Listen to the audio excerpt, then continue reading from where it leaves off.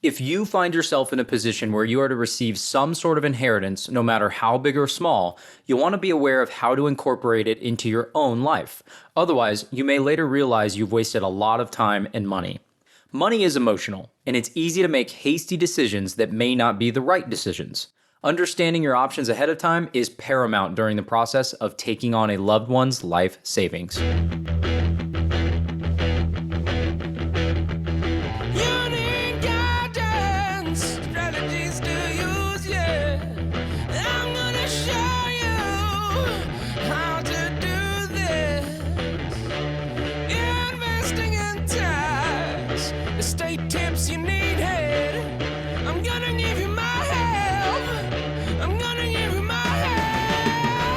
Hello and welcome to Retired-ish. I'm your host, Cameron Valadez, Certified Financial Planner, and today we are going to piggyback off of last week's discussion regarding costly pitfalls to watch out for when coming into a potential inheritance of any size, big or small. Today, we're going to add to that by going over some financial strategies that you might consider looking into in order to make the most of what you've been fortunate enough to receive by incorporating an inheritance into your own life plans for tax, estate, and investment efficiency.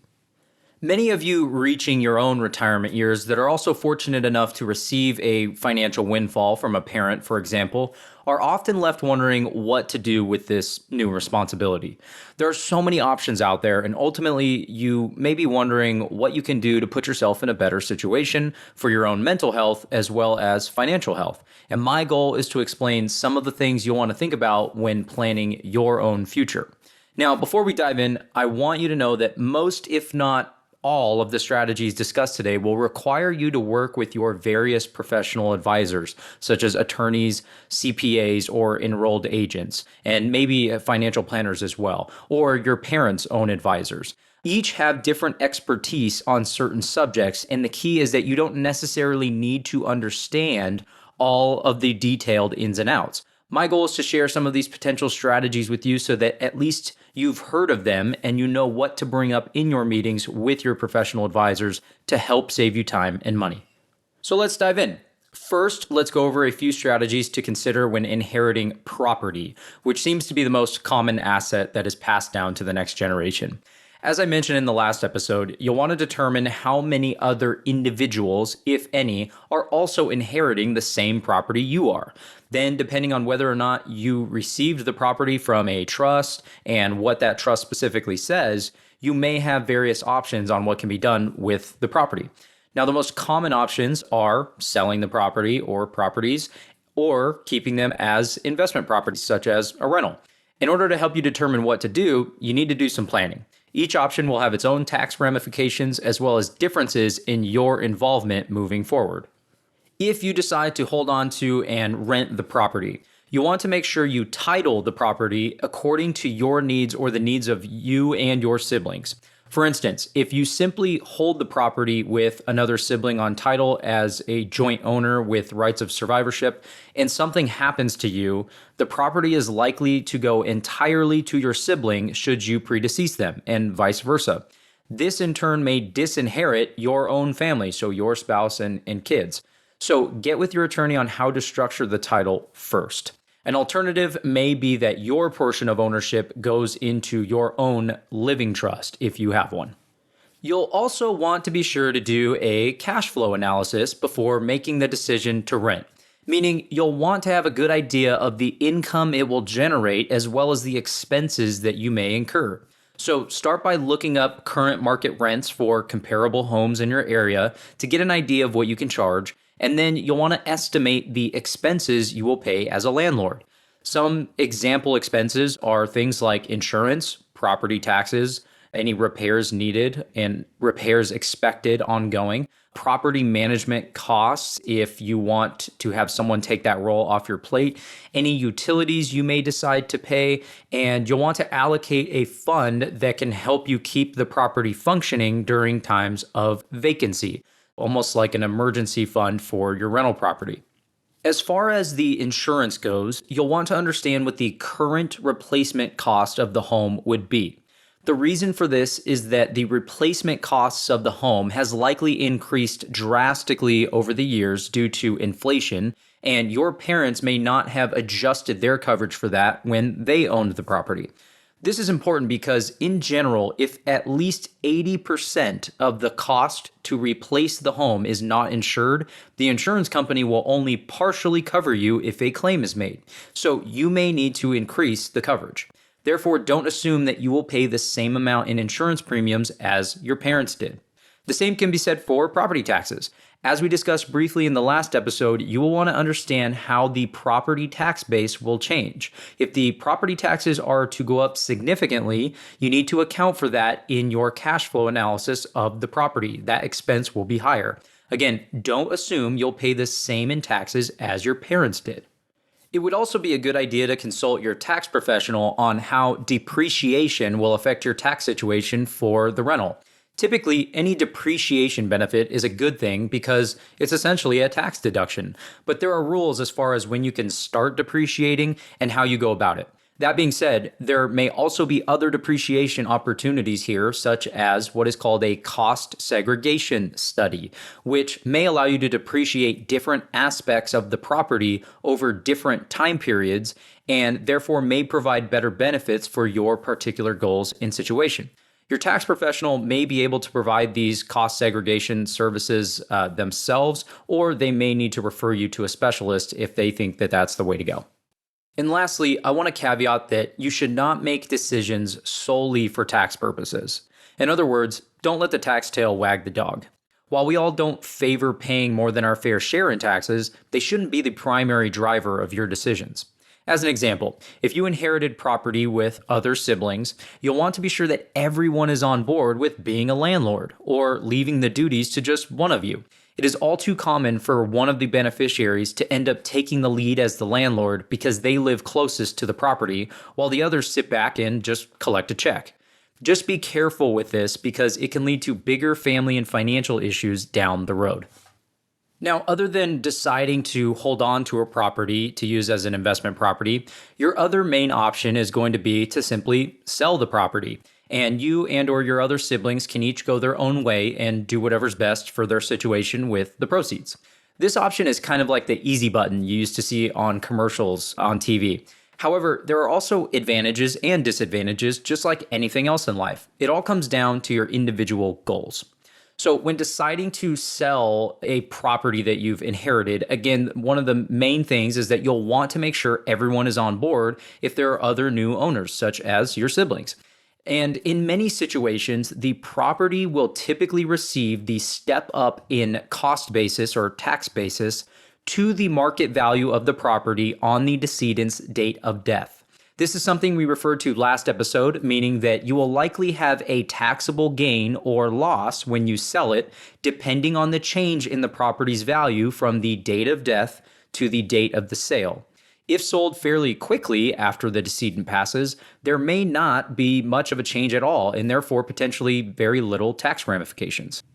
Now, unfortunately, with property, we don't have the benefit of being able to see what it's worth on any given day. It's not like the publicly traded stock markets where we can see the value of a certain company throughout the day. So in order to determine what the value of the property was as of the date of death, you need to get something called a date of death appraisal done by a qualified appraiser. You may consider actually getting more than one of these done so you can get an even better idea of its current market value. Now, one additional item to keep in mind is that some of the closing costs, as well as any commissions that you may pay to a realtor, for example, for helping you sell the home, will generally increase your cost basis or tax basis in the home. Now, rather than getting too granular here, this in turn can possibly end up in a loss for tax purposes after the sale of the home. Again, make sure to check with your tax professional on this and how it will work in your situation. But as a basic hypothetical example, let's say dad passed away when the home was worth $1 million. You inherit it and take on a tax basis or cost basis of $1 million. You then sell it almost immediately for $1 million, and you pay an estimated amount of about $65,000 in commissions and closing costs. This may increase your basis in that property to $1,065,000. And since you are selling it in this example for $1 million, you have a theoretical $65,000 capital loss. I mention this because if you do in fact incur a loss for tax purposes, this can present some tax planning opportunities to save you money somewhere else with your own assets. As an example, if you have investments in accounts other than retirement accounts, you can utilize this time to harvest gains in any appreciated assets you may have already owned yourself. I have talked about gain harvesting before in a previous episode, which I will link to in the show notes if you hadn't heard that one. But generally, you may be able to sell assets such as stocks, bonds, or even other real estate that currently have a gain, and part, if not all of the gains, can be offset by that $65,000 capital loss in this example, meaning you can mitigate or potentially eliminate taxes on those gains, at least at the federal level. Now, if you don't have any capital gains to offset with these losses, then each year you can typically use up to $3,000 of your bucket of losses, the $65,000 in this example, to offset all of your other income. You can keep using this each year until those losses run out, or you've offset some of them with any potential capital gains that you may incur in the future. As I mentioned before, this is just one way that the effects of an inheritance can actually blend with your personal situation and present other opportunities that often get overlooked. If you decide to sell the property and receive the cash proceeds, it is obviously important to have a plan for that cash. How will you reinvest it? Should you pay off personal debts that you have? Do you leave it in a bank account? Do you need to live off of some of it for any period of time? And how do you go about doing that? These are some of the questions you should ask yourself that need to be assessed by drawing up a plan first. As an example, if you sold a home and had $900,000 in cash in the bank, it's not going to be very smart to let it sit there idle so you can start spending random amounts from it. Otherwise, you'll likely find that in 3 years, it's all gone. Now, I know you're saying to yourself, no way I would spend that much money so fast. But believe me, the more money that's staring you in the face, suddenly the bigger your expenses will get. The same goes for any portion of an inheritance that comes from cash or other non-retirement accounts, such as bank accounts, transfer on death investment accounts, or trust accounts, whether they're invested or not. Similar to the sale of an inherited property, in general, these types of accounts will also receive a full step up in tax or cost basis when inherited, if they were invested. Now, I want to caution you that when it comes to inheriting investments held in these accounts other than retirement accounts, you need to make sure that you stay on top of the company holding the investments when it comes to getting that step up in cost basis. I have seen many times where this step is skipped or not done properly, and adult children take on the investments and possibly sell some, and then they incur large capital gains. Again, this is due to the tax or cost basis not being stepped up as of the date of death. Don't assume that these companies will do all of this for you automatically, because they often won't. Get with your tax and financial advisor to determine what you'll need to do to get this done. On the flip side, if one or both of your parents are still alive and they have assets that are underwater, meaning they're worth less than what they bought them for, gifting some of those assets while they are alive may be more beneficial than leaving them to be inherited, since you will essentially have a step down in tax or cost basis if you inherit it instead. This can result in a beneficiary such as yourself missing out on tax losses that can be used for your personal tax situation in the future. Now, always consult your tax professional, your attorney, and/or your financial advisor to see how this strategy may affect you if mom and dad currently have assets that are worth considerably less than what they were originally purchased for. This strategy is different in that they need to be alive to accomplish, but if you're able to catch it sooner than later, it can save you and possibly the other beneficiaries a considerable amount of time and money if done properly. Regardless of what asset or vehicle the liquid part of an inheritance comes from, you'll need to give a purpose to it, or multiple. Rather than immediately trying to spend it, let's say on a new vacation home or an RV, Think about how it can be used to better your situation in the long run. For instance, you could allocate some of the cash or investments to pay off expensive credit card debt that you've accumulated. Then you can allocate some towards your own emergency fund if you don't have one already. That way, you don't have to get into credit card debt ever again, hopefully. You could reinvest part of the money for more longer term goals, such as retirement income alongside your own retirement accounts. You can use it to fund long term care or long term care insurance. Maybe you fund Roth IRAs for you and your spouse, or set aside some money to pay the taxes on potential Roth conversions of your own retirement accounts over the next several years. The list goes on. In addition, you could allocate part of it to, say, live off in your early 60s, along with some other income sources, so that you can delay Social Security longer in order to get a higher benefit for life for you and your spouse. Now, this would be done by creating some sort of strategic withdrawal plan from the money and investments that you've inherited, but it can be a great strategy in and of itself. In other words, you don't want to just be randomly withdrawing money to live on. And by the way, the higher your Social Security benefit, the more your spouse will also receive for life should you predecease them. So this can also help with some of your estate planning. If you choose to live off some of the cash for a set number of years, you may be able to keep your taxable income extremely low during that time as well. Maybe because instead of living on fully taxable withdrawals from a retirement account, you begin to live off some of the sale proceeds or the cash, which aren't taxable income. This in turn can possibly put you in a much lower tax bracket, leaving you more room to maybe convert some of your own pre-tax retirement accounts to tax-free Roth IRAs. When in lower tax brackets, you are able to pay taxes on conversions now at a lower rate that you know versus later at a potentially much higher rate. And to accomplish this, you can have some of the cash inheritance or property proceeds set aside to actually pay those taxes owed from the conversions themselves. And as I mentioned briefly before, you may live off of a blend of some of the cash as well as some of your other resources in order to keep your income under certain tax thresholds. Some examples of these thresholds are the point in which your Social Security becomes taxable, or the point in which you start to pay Medicare premium surcharges. So this is also known as IRMA surcharges. Or you might want to stay under the threshold in order to receive a portion or all of the premium tax credit, which is basically a subsidy towards your health insurance premiums if you're getting health insurance from the health insurance marketplace. Now, staying under these can possibly save you thousands of dollars a year in additional taxes from sources that you may not have even realized were taxing you.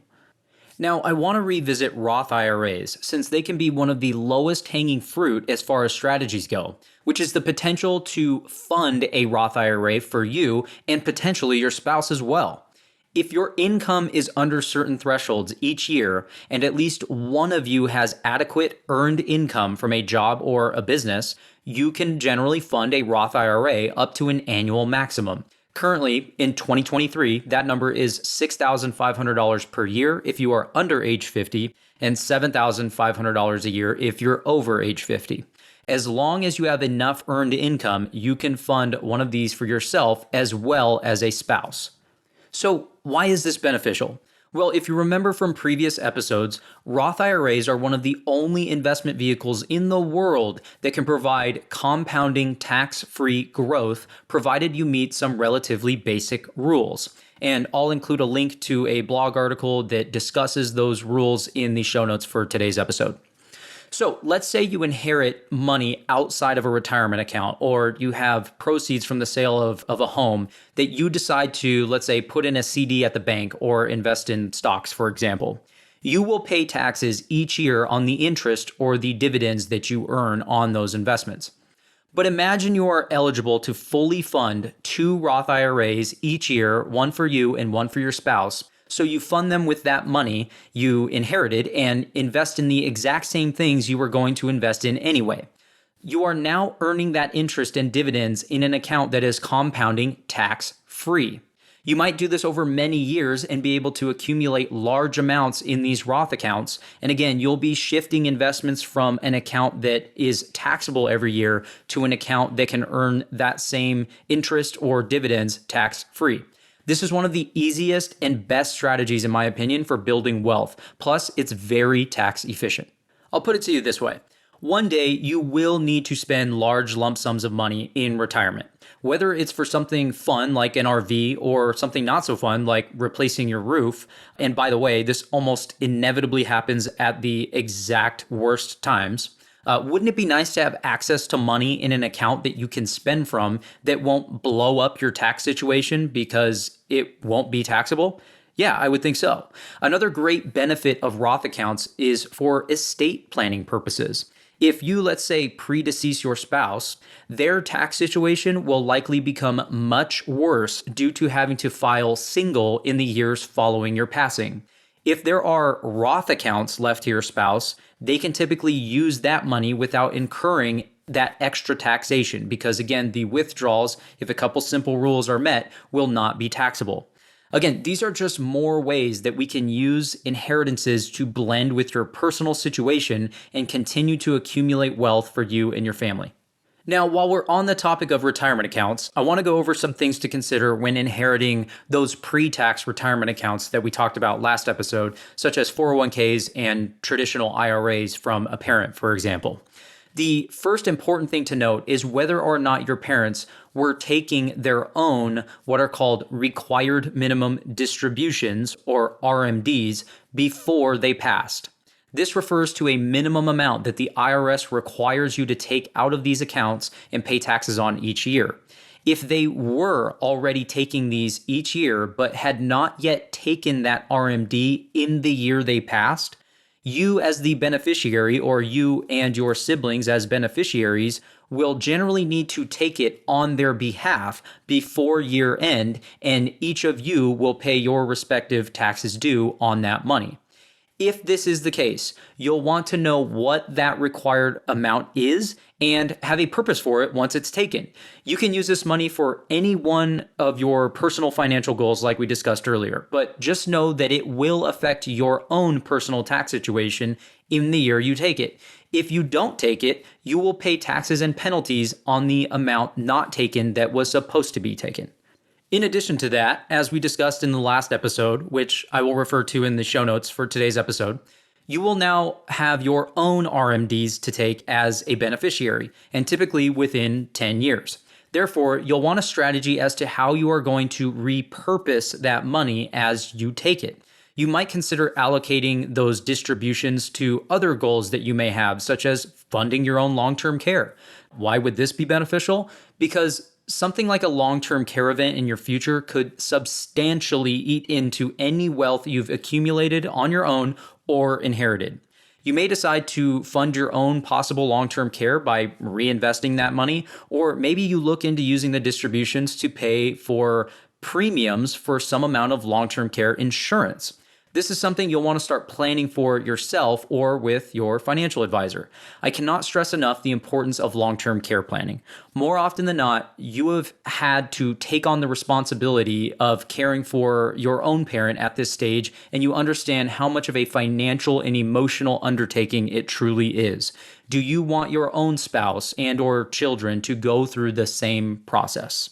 When inheriting one of these retirement accounts, you'll also want to consider the fact that when taking these distributions or RMDs, would it be beneficial to delay or reduce the amounts you withdraw from your own retirement accounts until the inherited account is depleted? This is where doing some cash flow planning or budgeting can be very beneficial. In addition, the required minimum distributions or RMDs from an inherited retirement account are just minimums. You can take more if needed, or you find it more beneficial tax-wise. For example, if even after taking the minimums, you still find yourself in, say, the 12% tax bracket, could you take more in a given year or over multiple years to fill up that tax bracket and pay 12% on the money versus taking more later and potentially paying more than 12% later, maybe after you started taking Social Security or something like that? Should you begin to take more after you retire and your income is a little bit lower than when it was when you were working? This is yet another important tax consideration to consider reviewing with your professional advisors that could save you thousands in the long run. And quickly, one important side note I want to mention is that you cannot convert an inherited IRA to a Roth IRA. If you are going to explore converting money to a tax-free Roth account, you will need to convert your own pre-tax retirement money. Whatever extra income or additional assets that you may now have as part of your personal finances after an inheritance, you'll want to have a plan for it. Don't let it all disappear down a spending black hole. This is by far the most common way financial windfalls disappear faster than expected. Far too often, there is no plan for anything whatsoever, and you find yourself with bigger spending habits and bills simply because more money is there. Don't be a victim of this. If accumulating wealth for you and your family to live a more comfortable life and fulfilling life is important to you, and you are looking for peace in your financial life versus constant headaches, take charge of your situation and be mindful of the financial decisions you make. If your parents were successful in accumulating generational wealth, pay it forward by trying your best to make the best possible decisions for your own family. That does it for today's episode. Hopefully you were able to find a nugget or two that can help you with your own situation. If you have more questions regarding inheritance planning or a particular strategy that wasn't tackled on today's show, feel free to ask me a question on retiredishpodcast.com.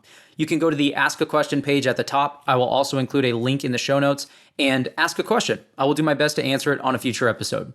And if you have a minute and find this information actionable and insightful, and you want to stay up to date on the latest and useful retirement planning content, please subscribe to or follow the show on your podcast app. If you'd like to learn more about the rules and strategies discussed in today's show, you can find links to the resources we have provided in the show notes on your podcast app, or you can visit us at retiredishpodcast.com/29. There, you can also sign up for our monthly Retired-ish newsletter, where each month we discuss money and emotions, investing, tax reduction strategies, estate tips, Medicare and Social Security, long-term care planning, and even a brief discussion about current markets in layman's terms. We always strive to include something actionable in our newsletters so that you can implement strategies right away, such as how-to guides and other simplified strategies. Again, this can all be found at retiredishpodcast.com/29. Thanks again for tuning in and following along. See you next time on Retired-ish.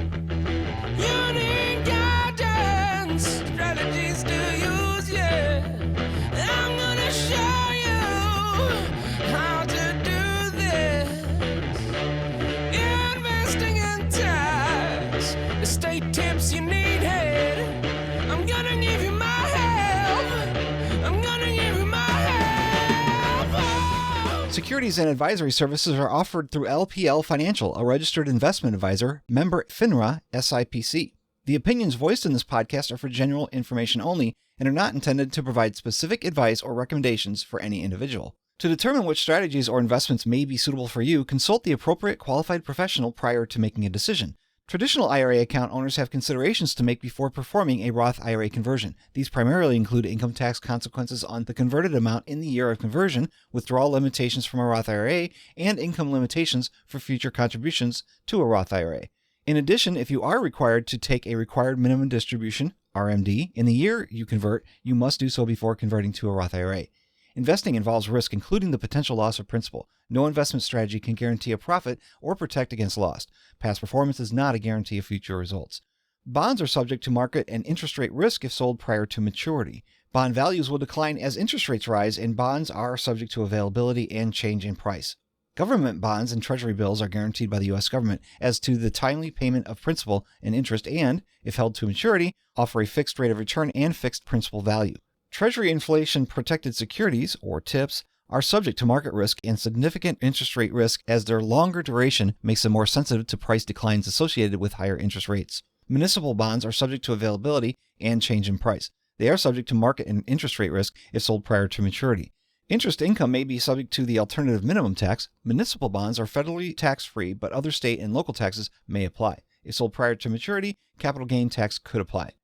Neither LPL Financial nor its registered representatives offer tax or legal advice. Always consult a qualified tax advisor for information as to how taxes may affect your particular situation. Asset allocation does not ensure a profit or protect against a loss. There is no guarantee that a diversified portfolio will enhance overall returns or outperform a non-diversified portfolio.